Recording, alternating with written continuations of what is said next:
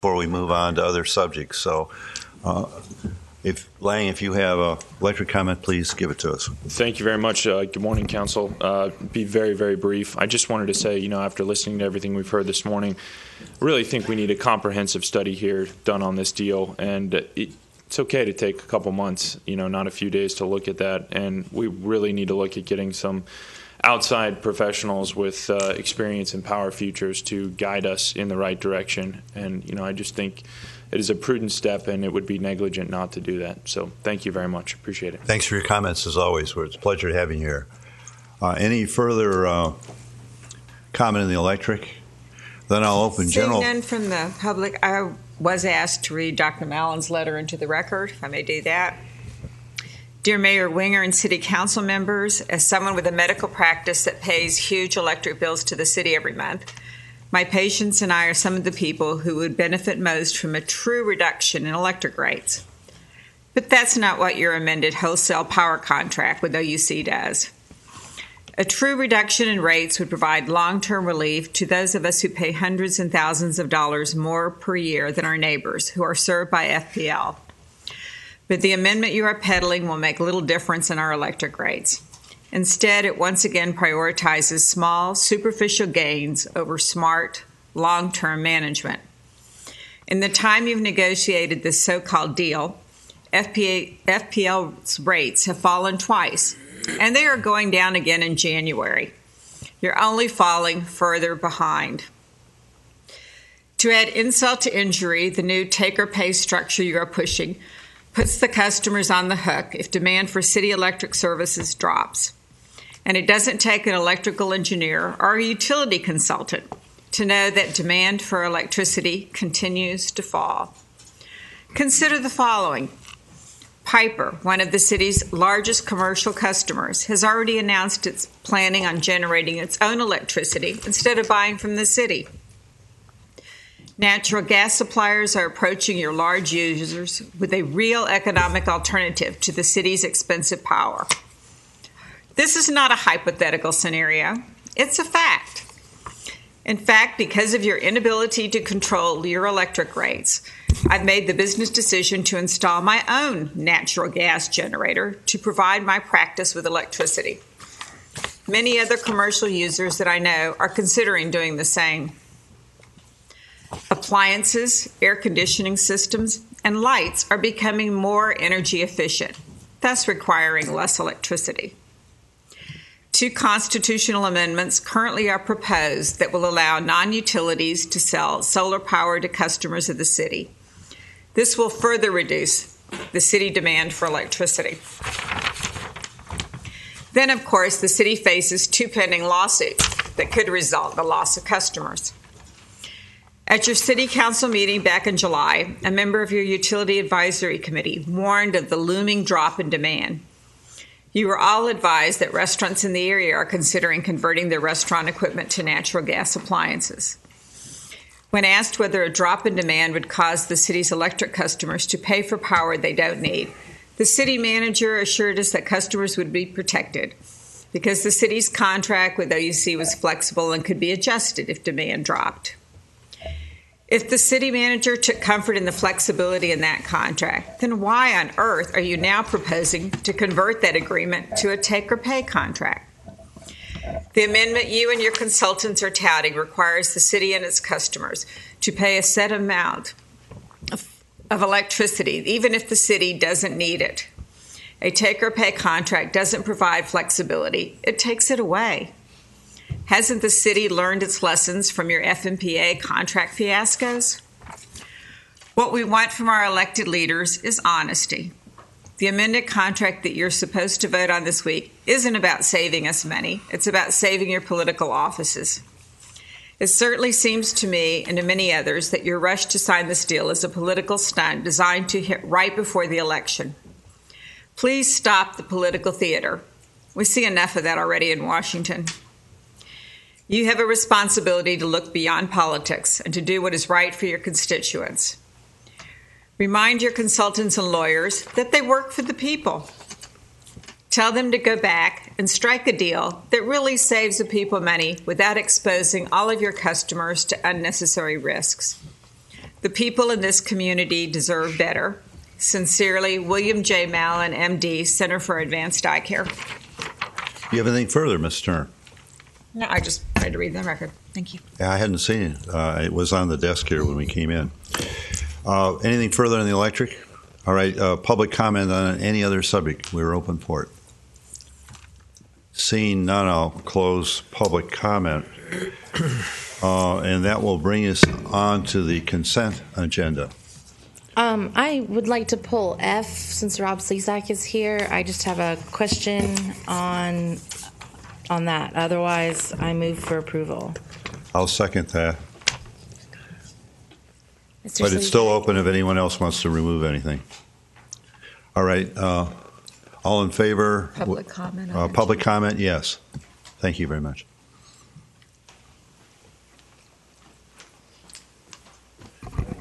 Rob Slezak. Before you go on to F, I'll call the question then. All in favor? Aye.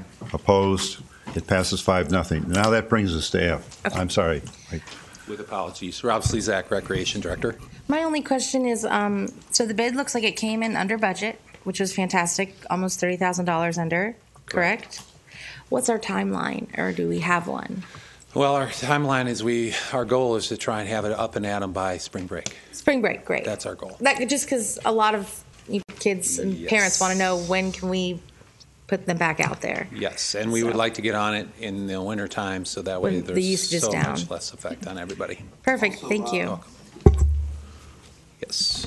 Should be noted that even though this was under budget, we do have other items that we're going to improve there at the park. For example, we have some of the tile that needs to be replaced, the doors that have been used. And so we're going to be using that money, so the full budget amount will ultimately be used at that facility. But we're getting more bang for our buck. Absolutely. That's right. Great, thank you. All right, does that satisfy you? Make a motion or to accept it? Or Motion to approve. Second. all in favor? Aye. Opposed? It passes 5-0. All right, there are no public hearings today, number 4. There are no resolutions, number 5. That brings us to public notice items, number 6. 6A, notice of scheduled public hearing October 20th, 2015.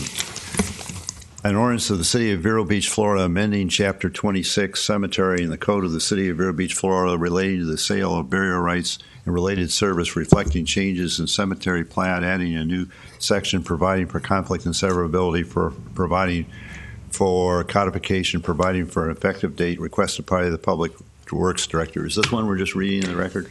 Yes, sir. And the public hearing will be scheduled for October 20th. So there's no further action other than I read it. Right, nothing else needed. And B is the same thing.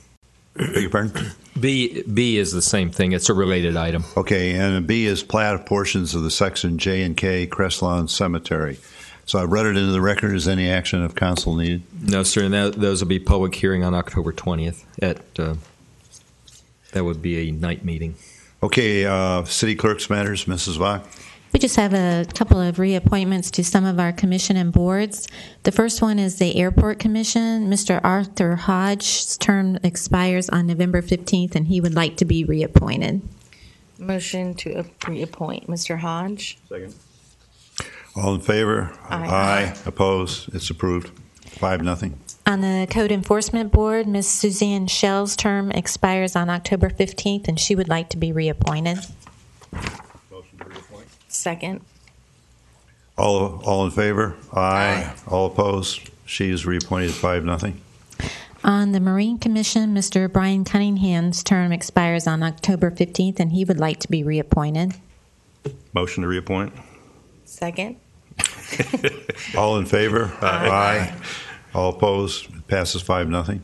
And on the Recreation Commission, Mrs. Bobby Burdick, Ms. Judy Jones, and Mrs. Sue DeNino's terms expire on November 15th, and all three would like to be reappointed. Motion to approve. Second. All in favor? Aye. Opposed? It passes 5-0. And that's all I have. Thank you. Thank you.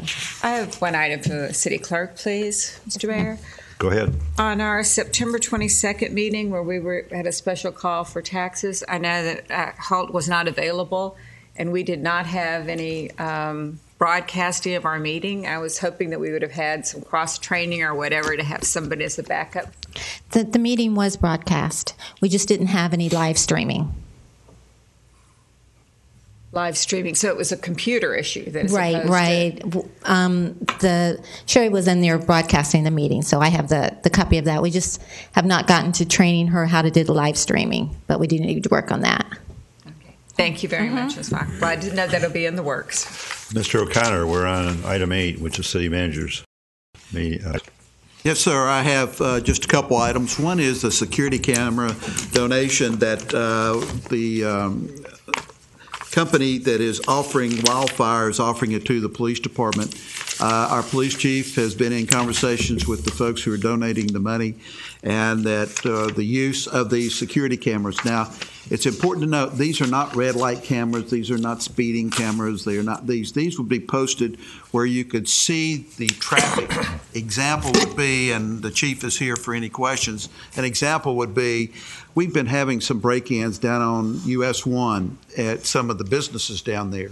You could put one of these cameras to be watching the traffic.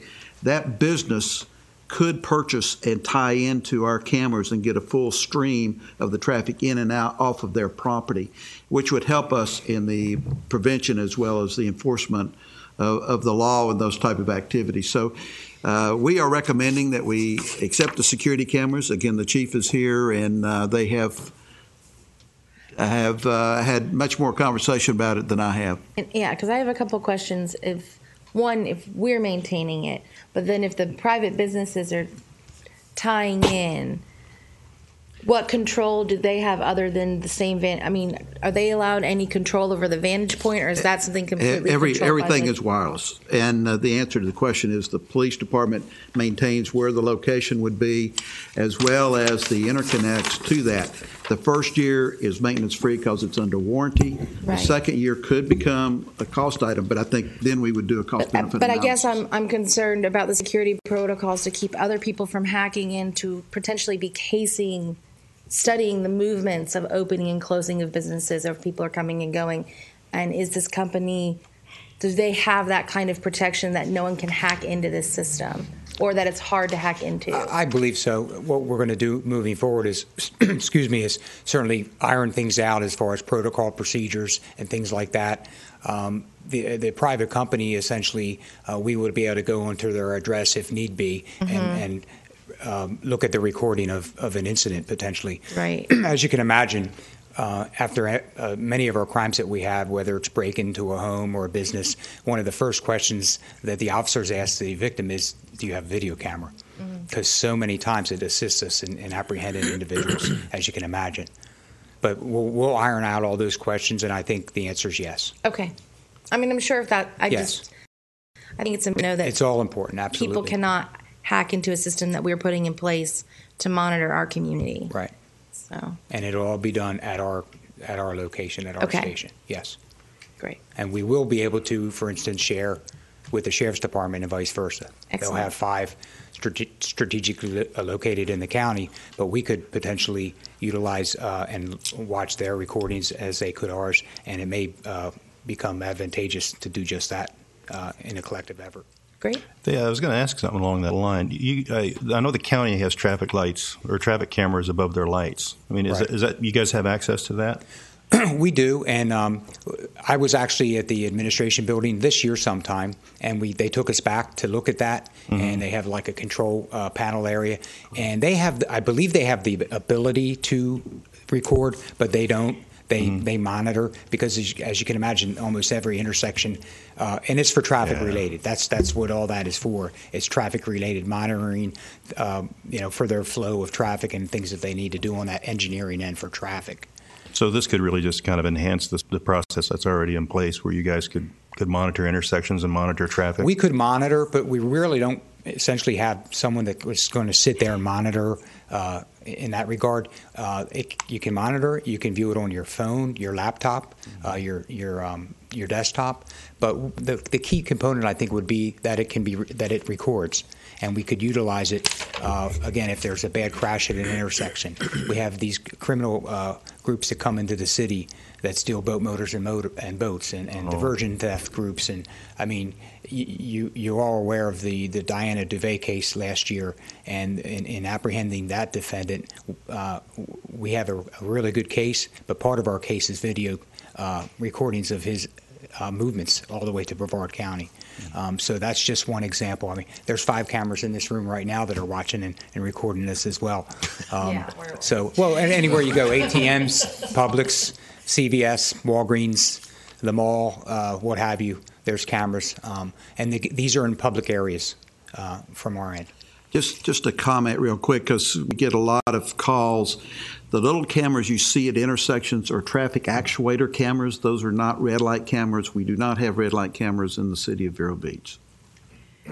The recordings, how are they going to be maintained? Who'll be responsible for that? Who'll have access to those recordings? This is all under Wildfire, under this company that... Well, and it's incumbent upon us as far as public records and retention and dissemination, and actually Jim Harpering with the Sheriff's Department, the counsel for the Sheriff's Department, has already been emailing back and forth with and copying me, but with Mr. Comment as far as retention and some of the things that collectively the two agencies are going to look at moving forward. And of course, again, we'll have our own policies and procedures in place in that regard. For instance, with our dispatch recordings, it's 30 days. And that may be the case as well.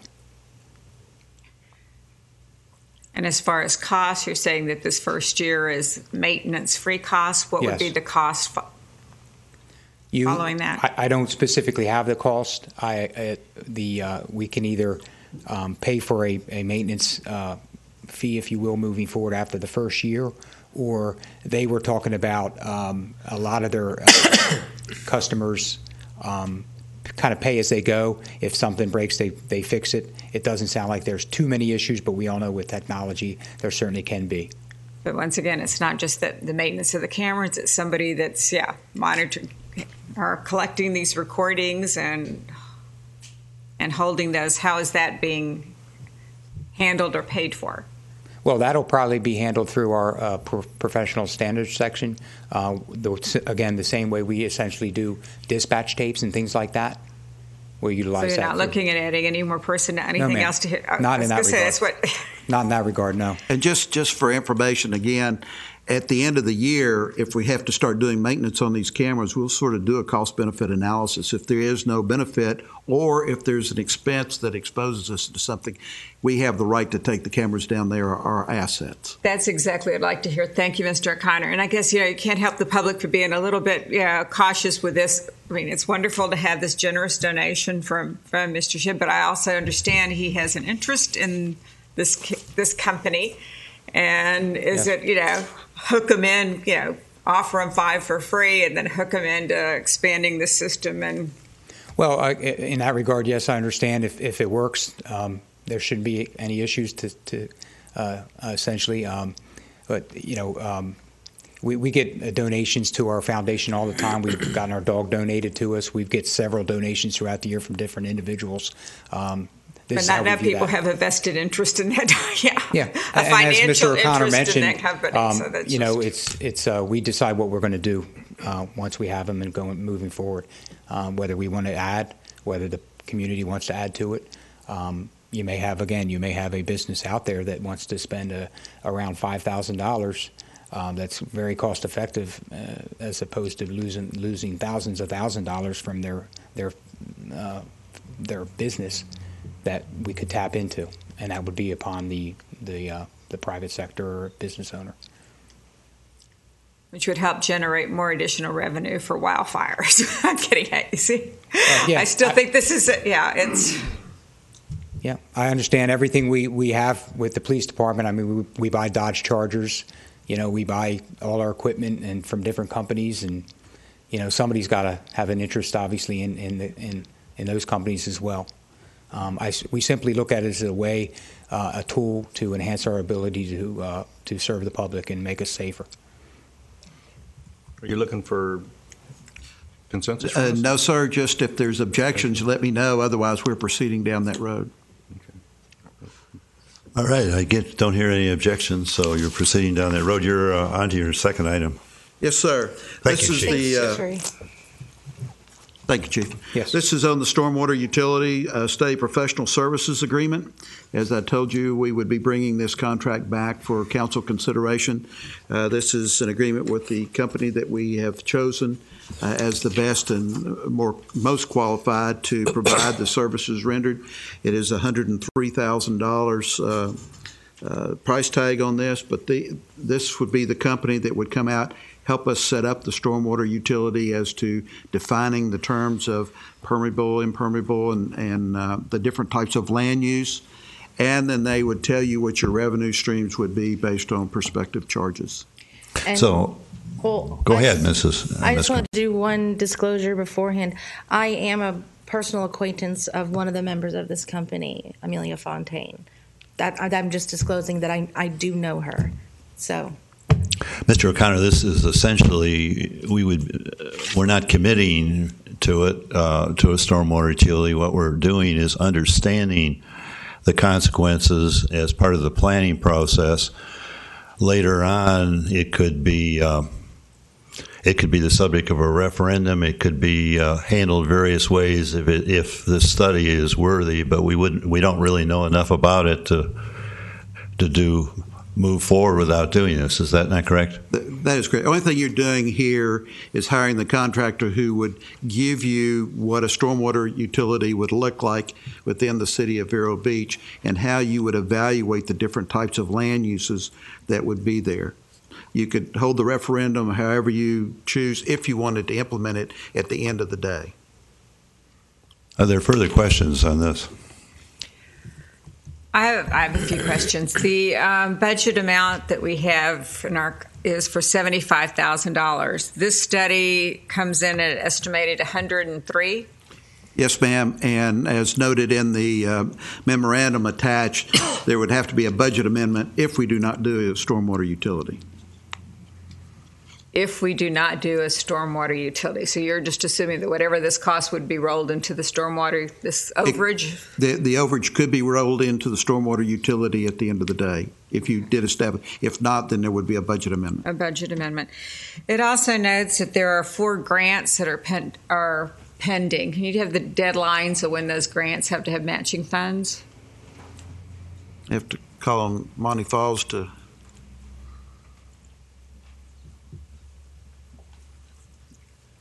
Monty Falls, Director of Public Works. Some of those grants decisions have to be made in 2016. I believe one in the first quarter of 16 and one more toward the middle of the year. I'll get those specific dates and get those back to you. Thank you. I would like to know the specific dates and the amounts on each of those. Thank you. And we might, quite frankly, we don't know where we'll be time-wise at that point in time. And we might need to find other ways of accepting the grants. Well, I certainly think there are other options besides a stormwater utility to accept grants, Mr. Mayor. So, but I did want to know what the amount and the time was. You're agreeing with me, I think. Thank you. Okay, is there general consensus on that? I would like to have a vote of the council to proceed and award. I'll make a motion to proceed. Second. And open it to the public. And it's what? And Open to the I will public. open it to the public. Seeing no public comment, I close the public comment, and I'll call a question. Is voice vote satisfactory? I don't think we got a second. Yeah, I did. Oh, okay, thank you. Yes, voice vote's fine. All in favor? Aye. Opposed? Opposed? It passes 4-1. We will be proceeding. Next item is a work order agreement between the City of Vero Beach and URS Corporation at the airport terminal modifications. As you know, as we're trying to attract the commercial aircraft activity, we're going to have to make modifications at the airport terminal. This would allow us to use an existing contractor that we have, and then they would be subcontracting to an architect that would help us design the interior of the building. This number falls under and is allowed for me to expend, but we wanted to make sure that the council was fully aware of the exposure that we may have in this, and it's probably up to $300,000 for the terminal improvements in order to attract the commercial aircraft. Eric Minger is here to answer any questions you may have. Thank you, Jim, and is it morning? Good morning to the City Council. Well, this is all good news. I mean, we've had a lot of really good support from the community on the establishment of jet service direct to Newark. And you saw the article in the paper today also is above the fold headline. We seem to be getting a lot of those lately, and happy to see so much support from the community on this. In order to get there, though, we have to make some modifications to the existing terminal building. We just determined from looking at the different costs that this was the quickest, least impact to our tenants, and also the least expensive means to go forward. Just use the terminal building that we have, the lobby side. We will not even impact cannons as far as modifications to the building. There will be some impact to parking, assuming that the airline is successful and a lot of passengers are going to start showing up twice a week. There's going to be impact, and we're going to look at ways to mitigate any impact to our existing tenants that will stay there. The one tenant that has to be relocated is Legacy Flight Training, which was in the lobby. They were already on a month-to-month lease, and that was really at their request because they were moving to expand their operation, and we did not have room in the terminal building as we had them. So they were okay with moving. They've already worked out an arrangement with another location, and they will be moving out at the end of this month in October. And we will, if all is approved, we'll be able to move forward with this agreement to design the terminal modifications, and then staff will bring back to this body a construction contract for approval at the November 3rd City Council meeting. That is the goal. Tony Donadio was here. He is the architect of record on the terminal building and actually will be making the modification design. He had to leave. He had another obligation, but he indicated that the reason he thinks this is going to work is because we'll be making use of the existing facility, and we will actually be making use of some of the existing walls. We're actually going to move some of the glass that's in there and move it to other areas, and so save some cost and some time. There's no life safety changes, no air conditioning changes, no ceiling changes, no major changes to the terminal building, so that reduces the time and the cost to get this done as soon as possible. There is one change I wanted to point out to the contract that we just know. In fact, Tony pointed it out to me in the audience when we were sitting there. If you look at, if you have in your backup, page 5 of 8, and you don't need to look it up, but Section 5, time of performance said 120 business days after issuance. Yeah. It's actually 120 hours. There's a typo. It's 3 weeks that they have to complete the design and get it done, and Donadio and Associates indicates they think they can easily meet that requirement because of the simplicity of the modifications, and get this out to bid by the middle of this month, actually, is our goal, so that we can get bidders and come back to this council on November 3rd. The whole goal is to get everything done by December 2nd or 3rd, the first week of December. Which will give us about a week of leeway because the airline has indicated they would like to start on December 10th. That covers all the city's requirements. Then we have the TSA requirements, which we're working very hard on to make sure that once this all gets done, we'll be able to have the TSA, the Transportation Security Administration, show up in a timely fashion and be ready to go on December 10th as well. It's all coming together very well. I have to hands off to the TSA, actually been very responsive. Also, Elite has been just fantastic to work with. They wanted me to announce and invite all of you to a press conference that they have called for this Thursday at the airport terminal building at 8:15 in the morning. So you all are welcome to come out. We hope that the press will be there. They have a good story to tell, some good news to provide to the community, and we're literally going to roll out the red carpet for these folks from the terminal building, and Cannons is going to provide the catering. So we hope everyone will come. 8:15 this Thursday, October 8th. Are there any questions on the contract? I have a couple other questions for you, but is there general consensus to move forward on this, or do we need a vote, Jim? We don't need a vote. We can. Yeah, I think the point was if looking forward at the additional construction costs, if you had a problem with that, there's no point in going forward with this. The $44,000 is under my preview, so I can do that, but we just wanted to give you the full scope of what we were getting into here. So you need no action as long as there's not dissension. That's correct. All right. Is there any? We will need a budget amendment. That'd be further as you down get to construction, yeah. Okay. Eric, I have 2 points for you. One is actually a tangent, but the first one is not. I've been, canvassing the area that's closest to the airport for no particular reason. And I mean, I just happened to be there, but I get comments about the noise that of jets taking on and off. Of course, there'll only be 2 a week, but right. I'd be concerned if they were 6:30 in the morning or 5 at night. I mean, I don't know what reassurance can you give us as far as this not turning into LaGuardia or something. I'm being facetious, but yeah, that's a big jump from Vero Beach to LaGuardia. As you mentioned, Mayor, there'll be 2 flights a week, Thursday and Sunday, with a CRJ 200, which is a very quiet jet. We've had it in the Vero Beach a couple times already, and really, you'd be amazed how quiet it is. It's the more modern jet aircraft engines that really don't have much of an impact at all, especially on landing when the power is back. But even on takeoff, there's just not a lot of noise there, and the frequency is such that we already have a lot of corporate jets coming in and out of the airport, so there should be almost no impact, no change to what we already see on the corporate jet side. And the other good news is jet fuel is lead-free, so there you go.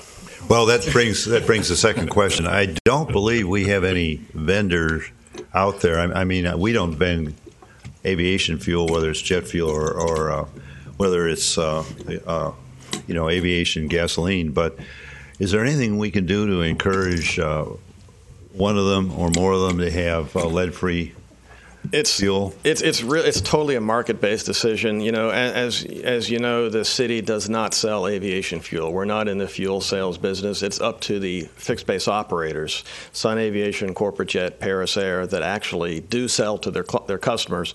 And my understanding in talking to them that there's a very low market for MoGas or motor fuel that would be unleaded fuel. The market, at least at Vero Beach, is almost entirely for either Jet A, which is already lead-free, or Avgas, which is very low lead but has a small 2 grams per gallon. So unless the market were to demand the need, it would require them to bring in entirely new fuel tanks, because you can't put unleaded fuel and leaded fuel in the same tank. So they would have to provide that and at their own expense bring in the fuel tanks to supply the leaded fuel. Now that's going to happen over time anyway because of the EPA and the FAA's efforts to move toward an unleaded aviation fuel. That's going to happen. It's really out of the city's hands to make any action in that regard. There's no way we can get on the leading edge of it as we have other. I think we already are. I mean, I think we're right there in line with as soon as the EPA makes a ruling, which is coming, then it will follow in line, and all FBOs, all fixed base operators will provide the fuel if the market is there, or they'll be selling zero lead avgas in the existing facilities they have to aircraft, because the whole goal is to have a fuel formula that is a drop-in, what they call a quote-unquote drop-in fuel formula, so there's no change needed to the actual aircraft engines in order to use this new unleaded fuel that would be coming. But the whole thing is safety. I mean, you can't fly the aircraft with the existing formulas they have in most cases. There are aircraft that will fly with unleaded fuel, but this airport just doesn't have a large enough market to have the FBOs put that facility in. I'm sure I'll get more questions, but okay. One of the questions that we get is the issue, and we do have a resident of the county that calls us on a pretty regular basis, but we do have an EPA opinion that the lead issue is not an issue as it surrounds the Michael Field that is there. The request was made not through us, but through Representative Mayfield's office, and she responded with a written response from the EPA. I believe that we have provided that to the council members. Thank you. Yes. All right. Mr. Kramer, I believe that. No, I have one more. You have another. Yeah, that's right. There was one added tonight. This is from Susie Feeney, and they're promoting a Starry Night in the Park. This is for the Heritage Center, and they are going to propose 10 nights. I believe she is present here to sort of give you an overview. The request is to be able to serve alcohol at their events. Good morning. Hi there, I'm Susie Feeney from the Heritage Center, and I gave you a hint of this months ago, but we finally are all ready, and I'm hoping to get permission from you to be able to allow us to show movies on the green. We're calling it Starry Nights on the Green, and we're looking to do it during the season on the second and third Fridays of the month. We've got a blow-up screen that you all might be interested is if you're familiar with the building, there's sort of a patio area. It will be sitting right at the edge of the patio area looking out onto the green, and it will be rear projection. So there won't be any wires or anything like that going out into the green, worrying about tripping or anything like that. So we will have that. It'll be anchored to, if there's wind or anything like that, it can be anchored to our chimneys, so we don't have any problems with that. And there'll be very few wires to be able to take the speakers, the two large ones, and they'll be tucked sort of next to the sidewalk there. So we think we've tried to think of just about everything, and we're really looking to be able to do our part to have some exciting new things happening downtown and us doing our share. Sounds good to me. Does it to everyone else? Sounds great. Dee, the vote, please. I look forward to a great idea. Good. Susie. I Thank hope you all come. We have got some wonderful partners in that the newspaper wants to be one of our sponsors, but also Majestic, the Majestic Theater people, and they've been very gracious in giving us guidance and helping pick the movies for us. So. Do you know the first movie? No, if you want to come help pick them, I'm looking, okay? And I am supposed to clarify, I have made this mistake in the past in that we were looking toward, with the two nights, one doing kids' movies, and the next one I made the mistake of saying adult movies. It is family movies, grown-up movies, not the adult movies, although who knows how much. Hilarious. So I've had a very difficult lesson taught to me by saying that incorrectly. Yeah. Semantics. That's not what the Heritage will be doing. Mr. Mayor, we do need a motion. And public comment. Oh, okay. Public comment on this? I make a motion to approve the sale of alcohol at Starry Night on the Greens at the Heritage Center. Second. All in favor? Aye. Opposed? Passes 5-0. Thank you. Thank you. Mr. Kramer? See you there.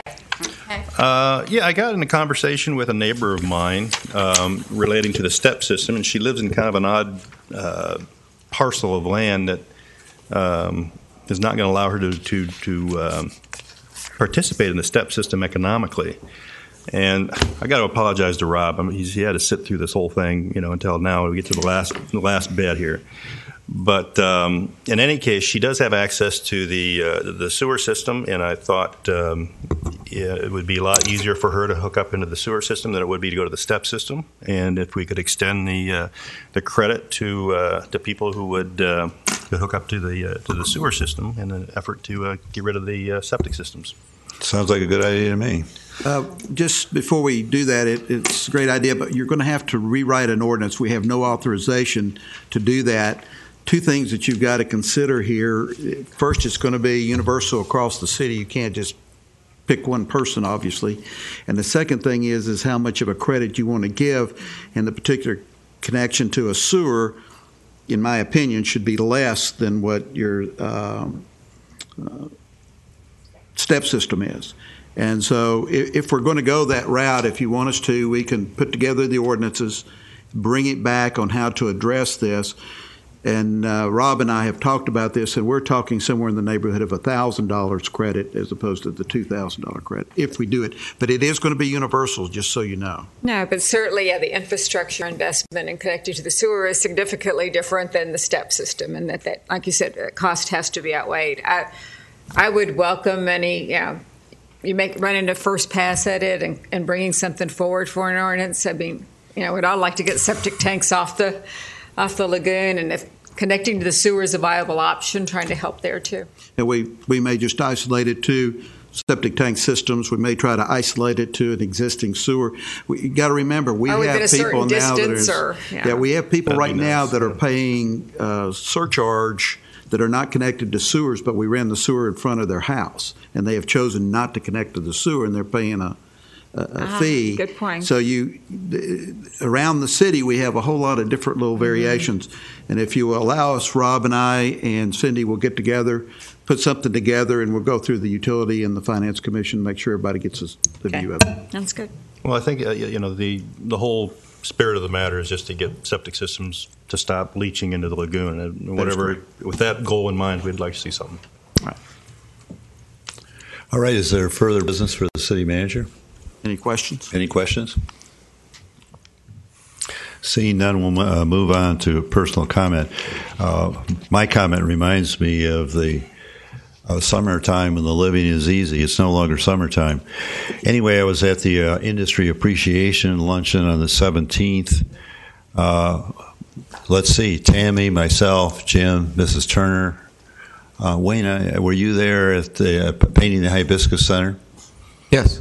So we were all Sarah there. as well, too. Yeah, I said you a minute ago. No, Sarah, his wife, was there as well. Oh, I'm as sorry. a volunteer. On the 19th, the same day, we had the youth sailing cook-off. And Chief Curry's waving at you, Mr. Mayor. You know his family with his wife and In children fact, there there. were, what, 4 of them? And still wearing paint from the event. Let's see. We had the legislative delegation meeting where we talked about, Mr. Wright talked about our situation and brought them up to date on the electric. And where Mr. Comment, per the request of City Council, requested legislation to further aid us on the short-term rental. On Friday the 25th, we had downtown, and that was a big success. I had the chance to host the Lieutenant Governor on Saturday the 26th and also give awards. I also came in 7th in a pie eating contest. There were only 7 contestants. In my case, it's a question of survival, not winning. On the 28th, the Sebastian the coalition, of which we're a member with the 2 other cities, met. I bring 2 things back to you from that. We will sit formally at the table on October 9th. I believe that's the correct date. I am going from memory, though. There's a big element in this whole 5-county or 4-county and 3-city effort to have publicity. In other words, work on publicity and elements. So, for instance, on these 2 grants that we're talking about, or the 4 grants that Monty has, publicity is an important element in attracting money and getting grants. I think that's important. Wayne actually did more at the meeting than I did. I volunteered him. We need about a 2-page, possibly, bylaws, and he will be writing that. On the 30th, I went to the Disney Resort function and really enjoyed it. It was various elected officials and so on, and it made me appreciate what a treasure Disney is. On the let's see, we had the Piper a rollout of the new planes. The first 5 new planes to Flight International. It's a total sale, I think, of 20. Some of the first new planes they've had there for quite a while, and then there's going to be 5 advanced planes a little later on. We had the Art Walk this last Friday. This Saturday, it was my pleasure to lead the walk and be the master of ceremonies for the Riverside gathering of Alzheimer's, and it's this is a tragic disease. Was at the farmers market. I forgot one back a little ways ago. We had the POW and MIA, which to me was poignant because I lost a close family member in January of 1944 that was important to me. And this Monday we had, I believe it was Monday, these things were all together, or no, it was Sunday, we had the Graves Cupcake function, which was a tremendous success, and I'll let Amelia talk about it when we get to her, but I'm going to pass it. I'm not going to talk about the future because it's even busier than the past. Well, I think you covered a lot of that pretty good. I just wanted to mention one thing. We've got the National Night Out coming up tonight. I don't know, Chief, do you want to say something about that? You probably know a heck of a lot more about it than I do, but it's a great event with the police community relationship, and I'll let the Chief try to convince everybody to come out. Thank you, Vice Mayor Kramer. Certainly, the National Night Out is tonight, 5:30 to 7:30 under the Oaks at Riverside Park. And the Sheriff's Department will be there with us. It's a really good time where we have that public-private sector partnership, if you will. Target and Publix and groups like that are usually there. Different vendors and companies throughout our local community as well. So Captain Martin will be cooking up the hot dogs as usual. So no charge there, and it's usually a real nice night that we can just. It's all about bringing the community and meeting their public servants, if you will, and congregating and sharing information. So we'll be there in full force tonight. Wonderful. Thank you. Look forward to seeing you there. Yes, be there. I'll go ahead and pass. Ms. Turner?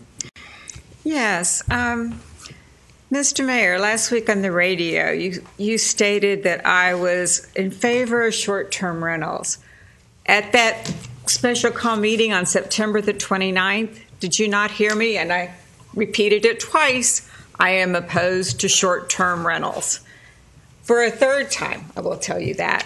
I have a short-term rental in my neighborhood. I am aware of how detrimental this can be to the neighborhood. You also said you didn't understand why I voted against that. Would you care for me to explain it again? Because I want you to understand. I'd like to understand why you voted against, or how I voted against that interpretation. And the reality is that the code as originally drafted is deficient.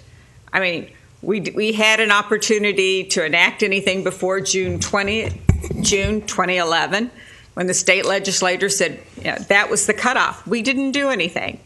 The shortfalls to that original ordinance are clear, as evidenced by this council agreed to modify the ordinance. Are the modifications that we made to the ordinance legal in light of the Florida statute? I don't know, but that probably be decided by the courts. And although McGarry's interpretation of the short-term rental may echo what our personal preferences are, restricting it to 30 days or less, it's not what the code says. And I believe our laws must be clear, and the hearing was held not to create laws, but to uphold the law that as it stood. So I felt we had to follow the law, and that's why I voted against it. Thank you. Is that clear for you today? Yes, but it doesn't satisfy me by any means. We were asked to rule on the planning and zoning's ruling and the planning and zoning director's ruling. We were not asked to interpret or make law, and it's been on our books for many, many years. I don't agree with your interpretation, so respectfully, I disagree. Well, that's fine. I didn't ask for agreement, Mr. Mayor. I just said for understanding, and that's as good as I can do on that. I did attend. There was a special workshop for quiet zones with local government and agencies. This was held with the Treasure Coast Regional Planning, and a representative from the Federal Railroad Association was there, administration. And I was delighted that Mr. Falls from our Public Works attended this. But I think the real takeaway there was that, we don't need to move for quiet zones yet. Of course, we couldn't because we don't have our 90% drawings. But it was interesting seeing the County of St. Lucie going through their procedures as they have their drawings. And one thing that was made real clear, that all aboard Florida does not have the statutory authority to demand us to sign a waiver of liability for our quiet zones. I think that's very key as we move forward with that one. I think we've covered pretty much events attended. Just wanted to thank the Cultural Council for the great calendars for their kickoff event that was held. The Environmental Learning Center continues to do a terrific job in providing education for our community on protecting the lagoon, and hosted a great estuary day. And supported the Humane Society with their Wine, Women, and Shoes event. We had quite a few representatives from the community giving their time as volunteers for that event. Besides the upcoming police night, just want to remind everybody, Lines in the Lagoon is an event that we sponsored with Orca and the CCA. This is a fishing tournament, and help support the lagoon efforts. That'll be Saturday, October the 17th.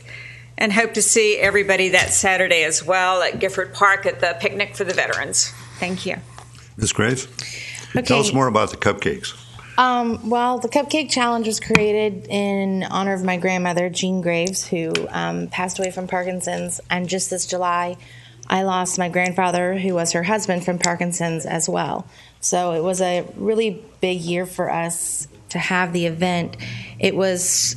Every year we have a ton of leftover cupcakes, and we're trying to spread them out to friends and family, and I would bring them here, but there was not one left.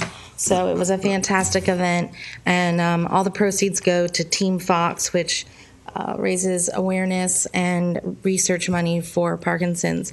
The only other thing I want to touch on is this past week, Tammy, what day was the tour? I'm forgetting. Oh, Friday. Friday, I got the pleasure of leading about 15 3 to 5 year olds on a tour of City Hall up here in the chamber. Tammy and Jim helped, and I really wanted to thank Officer Slattery and Lieutenant Monaco over at the police department. Each kid got to get in a vehicle, turn on the siren. Each one got to come up here and bang a gavel. We practiced the Pledge of Allegiance, and it was really great to see such young kids be enthused in what can be some very mundane things. They like the turtle. They did love the turtle. I didn't know if our turtle was going to survive it, but easy to entertain. But anyway, so it was really nice. I enjoyed hosting them, and I look forward to other groups coming through and really just opening our doors and involving them in what we do. So thank you to the city staff, and thank you to the police department. Mr. Old. I have something that I'm pretty serious about, and that is the idea of doing appraisals and discussions with the top people that report to us, Jim and Tammy and Wayne. We didn't do any appraisal of their performance this year, and I think, in some ways, because the raises were across the board. It's a moot point in some ways, but I think what we ought to do is be more serious about it next year. And I'd like to propose that in November, early November, when we have the next council in place, that we have a specific day where we sit down and figure out goals for them, and we figure out goals for us, and just sit and have a discussion around a table like that. And set them for the following year, so that we, during the year, we can appraise their performance. I think it's something that we owe them, something that's in their contracts, and something that we it's good for both in terms of a management going forward. So I'd like to be able to do that. Okay, so I'm going to come back with some suggestions in early November to set up a time where we can sit and talk. Okay. It probably would be the second meeting, because I believe we're meeting on November 2nd, which would be the old third, which would be the old council. So it'd probably be 17th that you'd want to do it. Then you'll have a. I'd prefer to do it earlier than that. I'm thinking of 13, 14, 15, somewhere. I don't know the days of the month, but something like that before the second one. When's the swearing in of the new council? I think that is November 19th. Does anybody have a calendar? I'd like to have the new. We didn't have the wait period this time that we did at the last election. Yeah, she will not certify the results. Once I get them, we could set it earlier. If I get those results in my hand at this point, she doesn't know when the absentee ballots are back. I'll sit with Tammy and we'll figure out a day that would be good. The new council ought to be in, and so then we'll set it then. We'll figure it out. Okay. I believe the new swearing date's the 16th. I'm not going to be in town starting the 6th through the 14th, so for what it's worth. I mean, if I have to be here. We may not be here. And we may not be here. So you may not need us. So, may not matter. I'll get with you on that. Okay, that's all I've got. All right, a motion to adjourn? We're adjourned.